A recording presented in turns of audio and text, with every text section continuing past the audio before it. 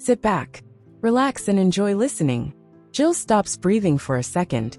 The grip on his wrist is weak, but desperate, shaking, yet it's enough to make him freeze in place.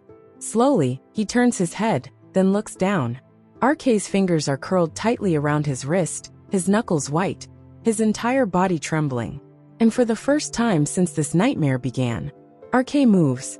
His grip isn't strong, but it's there. A silent plea. A sign that somehow he's still here. Jill's breath catches in his throat.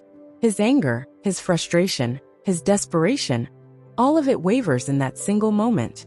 The other members exchange glances, their expressions shifting from shock to something softer. Hope. Small, fragile, but real. Jill slowly kneels back down, his voice barely above a whisper. RK. RK doesn't lift his head, doesn't look up, but his fingers tighten just slightly around Jill's wrist.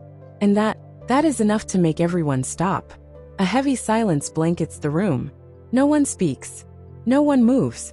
They wait. Because for the first time in what feels like forever, RK has responded. Not much, but enough. Minutes pass.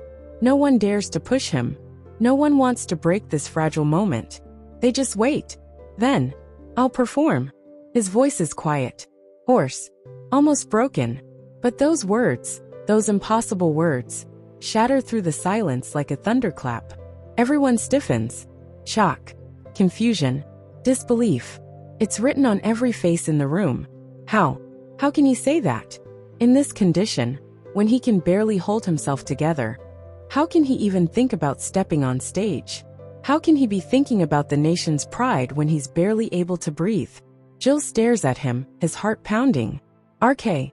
But RK still doesn't lift his head. His body is still trembling. His fingers are still locked around Jill's wrist. But his decision is clear. No hesitation. No doubt. And that, more than anything, shakes them to their core. Jill's body stiffens, his breath caught in his throat. Did he just hear that right? He stares at RK, waiting, hoping that he misheard. That maybe, just maybe, RK didn't say what he thinks he did. But RK's fingers are still curled around his wrist. His grip is weak, trembling, but firm in its resolve. I'll perform. The words still hang in the air, deafening in the silence. A sharp exhale escapes Jill before his expression twists. Anger, frustration, disbelief, all crashing into him at once. No. His voice is firm, more than it's ever been. You're not going anywhere. The other members snap out of their shock, their own emotions rising as they step closer. You can't be serious, RK. One of them exclaims, shaking his head, his voice laced with frustration. Not like this. Not in this condition. We won't let you. Another member speaks up, his voice trembling with emotion. Not anymore. RK doesn't respond, doesn't argue. He just sits there, his head still buried in his knees, his body still curled in on itself. But that only fuels their frustration more. Jill's jaw tightens, his hands curling into fists. Do you even hear yourself? Do you even know what you're saying? No reaction. And that makes Jill's anger burn even more. He crouches down, forcing his voice to stay steady. RK, look at me. Silence. Look at me, brother, please. Jill's breath stutters. His hands, once tense with frustration, now tremble with helplessness. His voice softens, weaker than before. How can you even think about performing right now? He swallows hard, his voice cracking. You can't even lift your head, RK. You can barely breathe. And you're telling me you're going to perform?